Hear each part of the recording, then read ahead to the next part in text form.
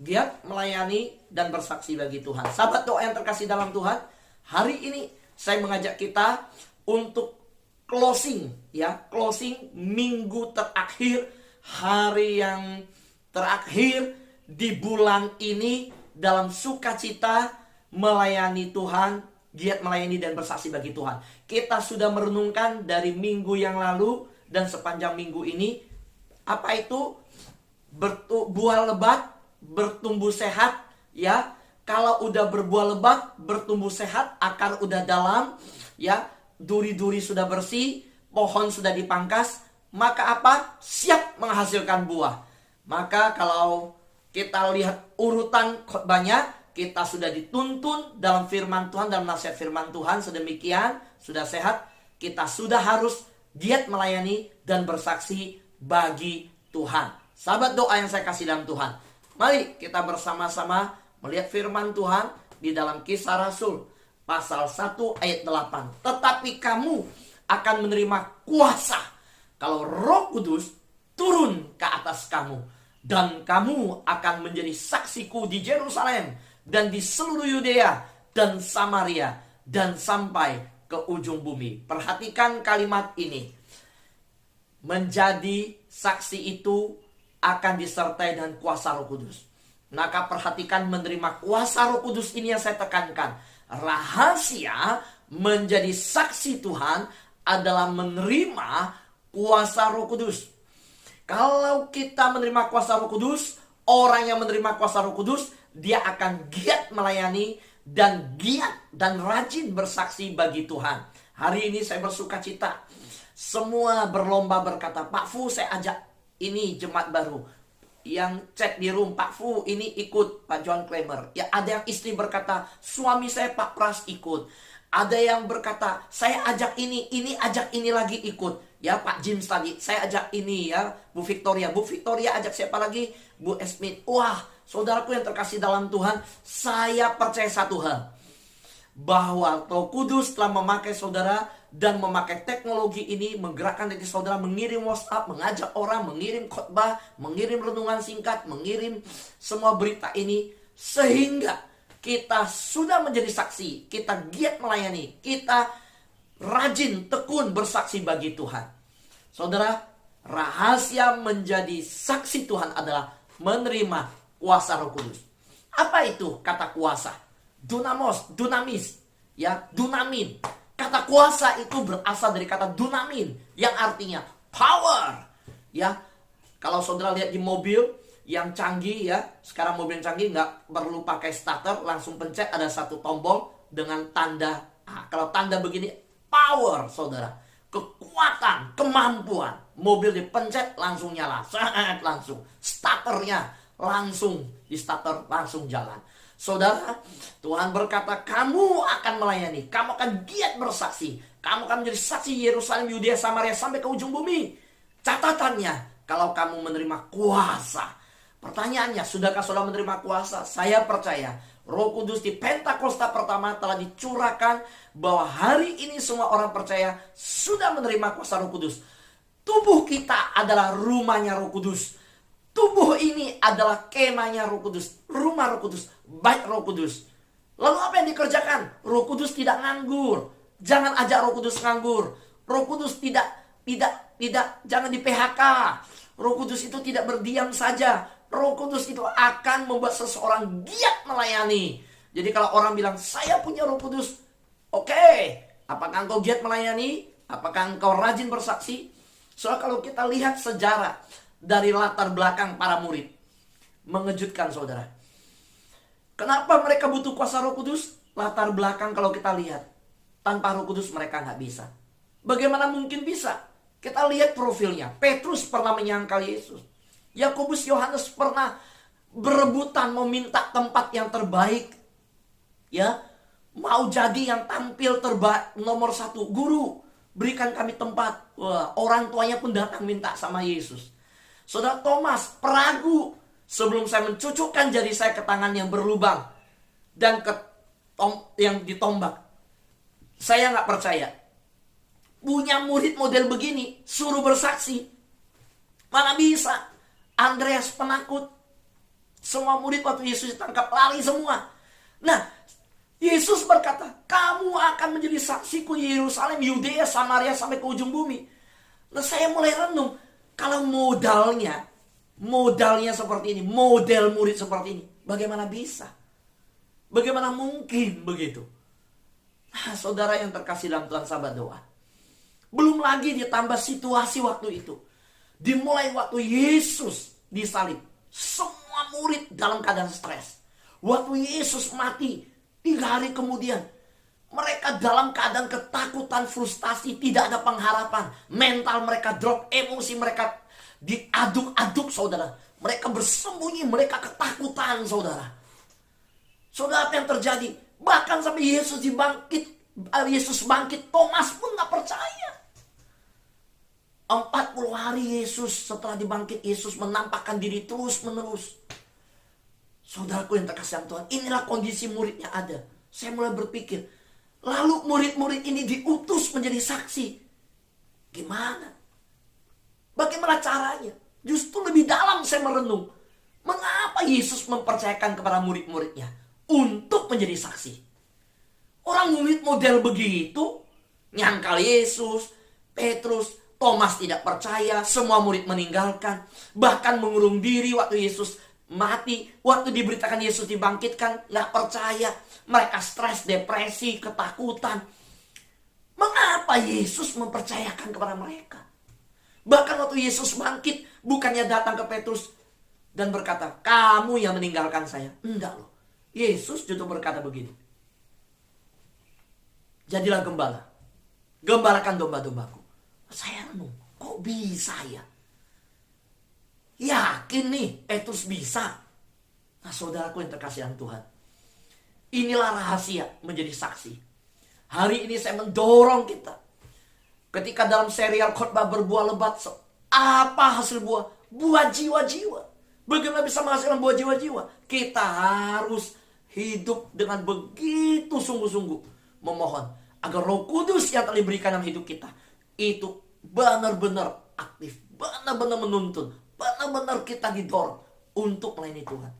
Nah, mengapa Yesus mempercayakan kepada murid-muridnya untuk menjadi saksi? Kenapa pada muridnya model begitu? 2 Korintus pasal 12 ayat 9. Tetapi jawab Tuhan kepadaku, cukuplah kasih karuniaku bagimu, sebab justru dalam kelemahanlah kuasaku menjadi sempurna. Soalnya di dalam 2 Korintus pasal 12 ayat 9a, firman Tuhan menyatakan melalui Paulus yang mengalami duri dalam daging. Saudara, mana ada hamba Tuhan? Ayo cari yang bersaksi seperti Paulus, menyatakan kelemahannya. Orang yang ada, waduh malu loh. Dia gak malu. Doa gak dijawab Tuhan, dia saksikan. Loh, Paulus doa 3 kali gak dijawab Tuhan. Ayo cari mana ada yang berani bersaksi. Saudara, doa saya gak dijawab Tuhan, bersaksi begitu? Gak ada. Tapi ini hamba Tuhan luar biasa Paulus. Dia kasih tahu, doaku gak dijawab Tuhan. Tapi saudara, dia kasih tahu, ternyata maksud Tuhan ini. Maksud Tuhan apa? Cukuplah kasih karuniaku bagimu, sebab justru dalam kelemahanlah kuasaku menjadi sempurna. So, mengapa Tuhan pakai murid-murid yang begitu lemah? Menyangkal Yesus, meninggalkan Yesus, yang tinggal dalam depresi, stres, ketakutan, yang tidak berani mengakui Yesus. So, resiko mereka besar. Kalau mereka mengakui, mereka ditangkap, mereka disalibkan, mereka dianiaya, mereka dibunuh, mereka dipenjara. Dalam kondisi yang sedemikian, kenapa Tuhan pakai mereka? Rahasianya adalah di dalam ayat ini. Karena di dalam kelemahan mereka lah kuasa Tuhan menjadi sempurna. Nah, inilah Tuhan kita yang begitu dahsyat. So, sungguh di luar akal pikiran kita. Tuhan bukan memakai yang hebat, Tuhan bukan memakai yang kuat, Tuhan memakai yang lemah. Mengapa? Supaya setelah melayani Tuhan, jangan bilang aku yang hebat, aku pintar khotbah, aku pintar melayani, aku fasilida, aku suaranya merdu. Enggak.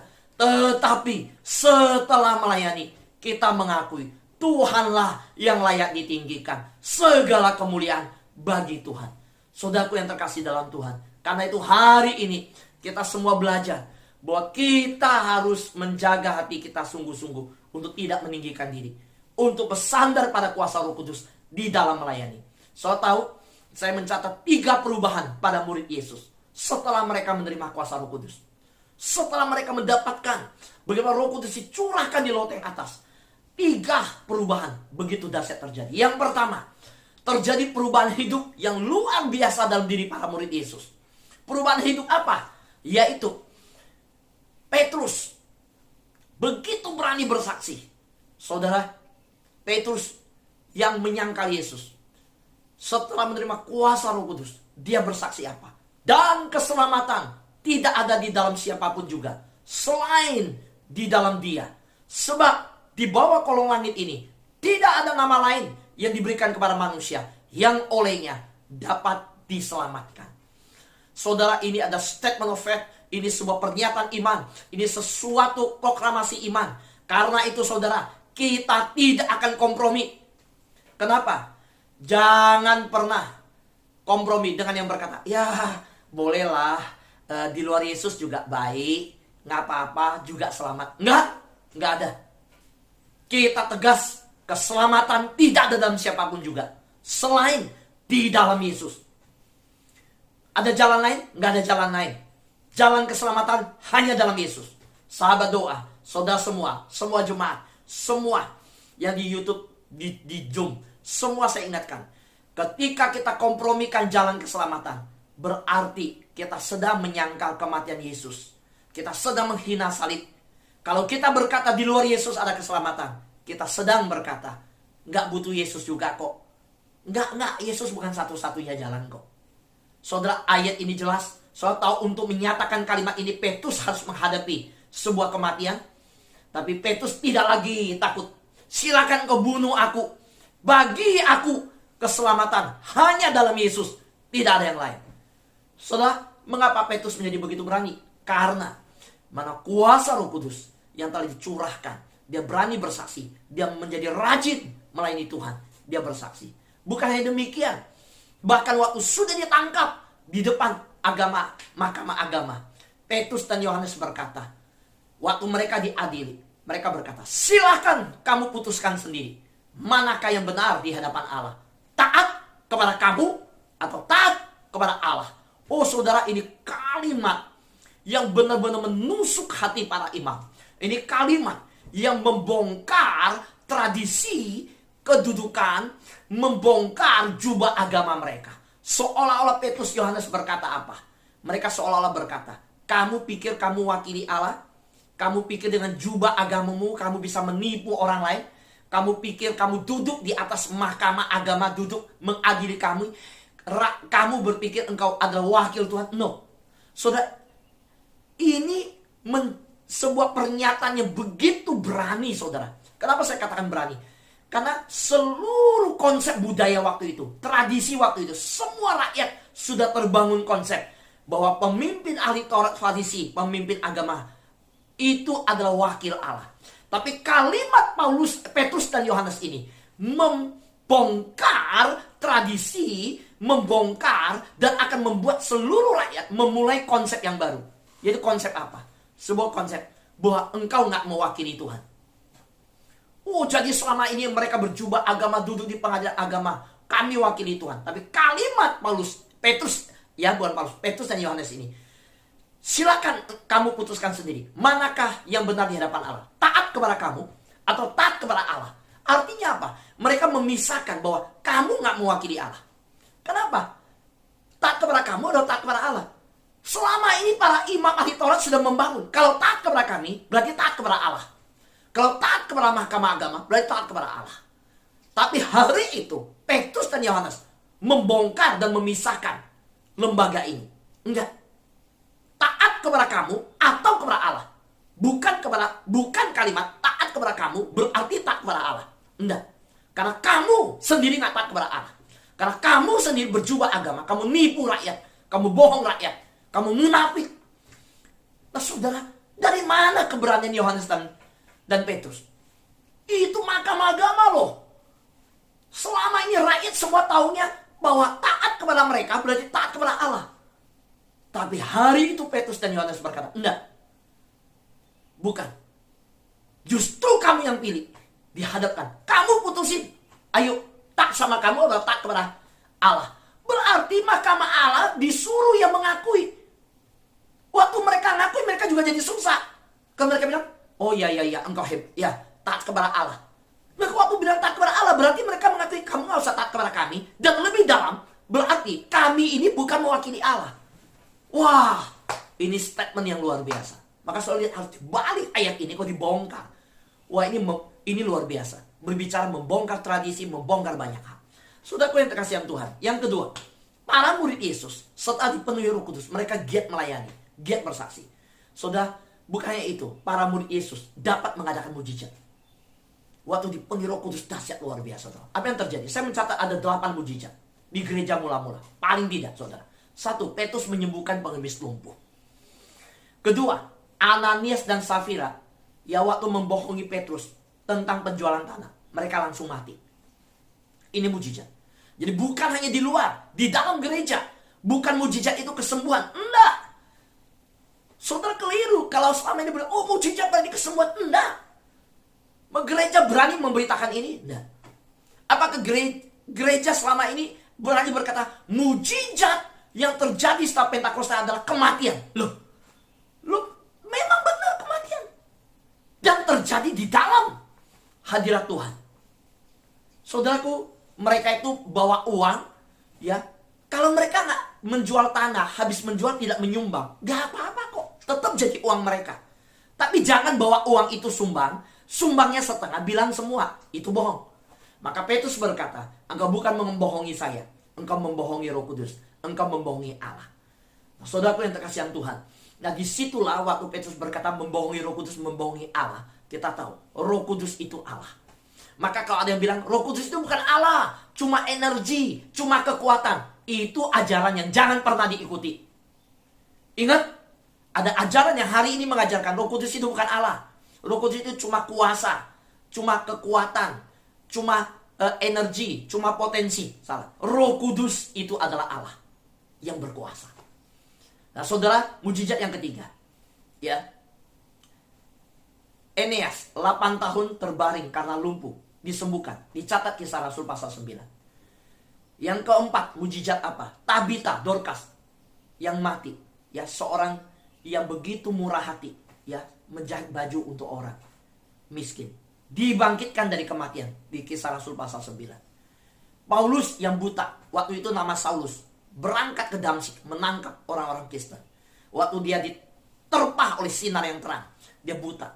Lalu Ananias diutus menumpangkan tangan berdoa. Nah, Ananias di pasal 9 berbeda dengan Ananias yang di pasal sebelumnya, yang tadi yang meninggal dan Safira. Namanya sama, tapi ini Ananias murid Yesus yang mendoakan Saulus, lalu langsung matanya terbuka.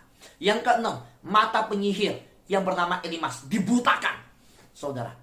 Karena dia penyihir, dia mengganggu pelayanan, buta. Seorang lumpuh dari sejak lahir, ini yang ketujuh, disembuhkan di Listra, dicatat di Kisah Rasul pasal 14. Dan yang kedelapan, membebaskan seorang wanita dari roh tenung. Seorang wanita mengikuti Paulus, berteriak-teriak mengganggu pelayanan Paulus. Paulus balikan badan, Paulus tengking roh tenungnya, langsung keluar. Saudara, itu pengusaha-pengusaha yang jahat pakai perempuan ini langsung rugi semua. Itu dicatat Kisah Rasul pasal 16. Pertanyaannya, mujizat ini dari mana terjadi?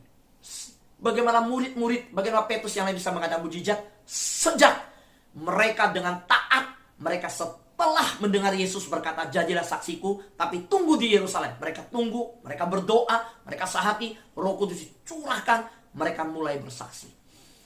Dan ingat, ini adalah mujizat, ya, kesembuhan ilahi, bukan kesembuhan pendeta. Ya, hati-hati. Kesembuhan itu datang sumbernya Tuhan, bukan sumbernya manusia. Maka Petrus, ya, Paulus, juga Yohanes pernah sampai orang berlutut nyembah. Mereka bilang, jangan nyembah saya. Ini Tuhan yang kerjakan, bukan kami. Maka hamba-hamba Tuhan, pelayan-pelayan Tuhan, yang Tuhan kasih karunia kesembuhan, waktu mendoakan orang sembuh, waktu melayani terjadi mujizat, kembalikan sebuah kemuliaan bagi Tuhan. Bukan berasal dari kita. Mujizat itu dari Tuhan. Saudara, yang ketiga, perubahan apa yang terjadi? Perubahan yang dikerjakan Roh Kudus adalah memberi militansi, semangat militan, ya, ketabahan kepada para murid untuk bertahan dalam penderitaan. Jadi Roh Roh Kudus waktu diberikan, ya dicurahkan, mereka giat melayani. Roh Kudus diberikan supaya giat melayani, tekun menanggung penderitaan, kuat tabah, militan, ya radikal. Bukan Roh Kudus dikasih supaya performance saja, kuasa, enggak, militan. Dari mana saya katakan militan? Saudara, lihat. Petrus yang menyangkal Yesus, waktu ditangkap, dia rela mati disalib. Waktu disalib dia bilang, jangan salibkan aku seperti Yesus. Gak layak, balikan salib aku. Dia minta salibnya diterbalikan. Andreas waktu mati disalib, dengan bentuk huruf X, disilang, saudara. Wah, Matius itu disiksa, dibunuh dengan pedang waktu di Ethiopia. Yakobus mati dilempari batu dan dilempar dari bumbungan bait Allah. Tinggi, dilempar, pecah kepalanya, meninggal. Yohanes direbus dalam air mendidih dan akhirnya dibuang ke Pulau Patmos.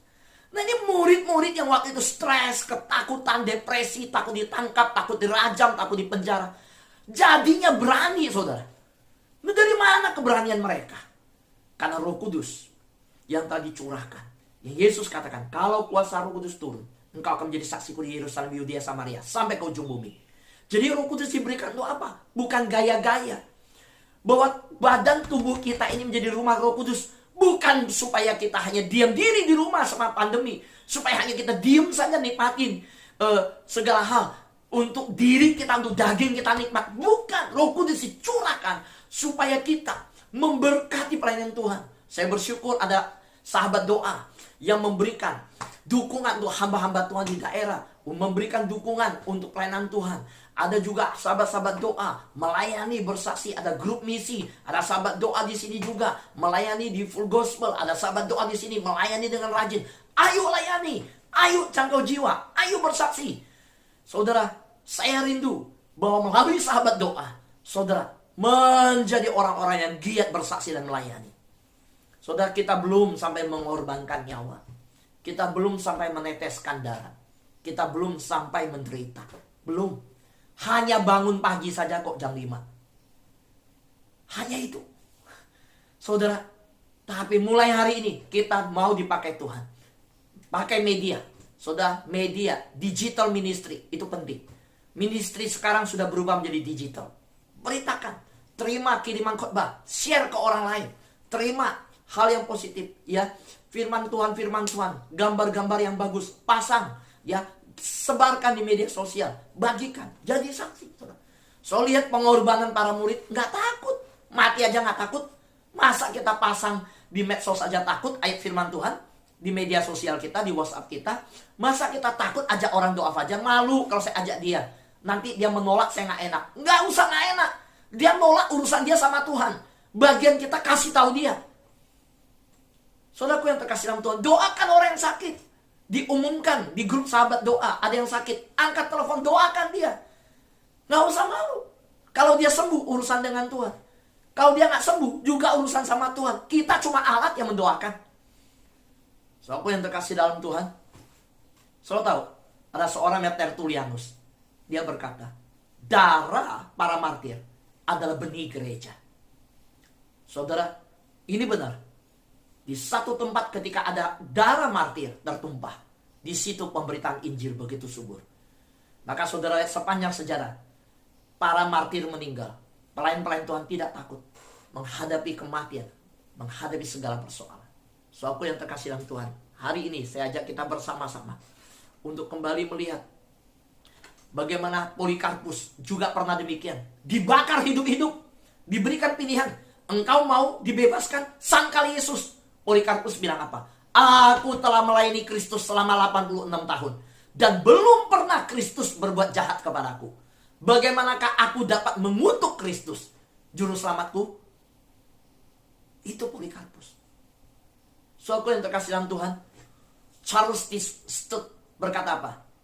Jika Yesus Kristus adalah Allah dan telah mati bagi kita, maka tidak ada pengorbanan yang terlalu besar untuk kita persembahkan baginya. Nggak ada. Nggak ada pengorbanan yang terlalu besar. Orang Yesus saja berkorban nyawa kok, berkorban jiwa bagi kita.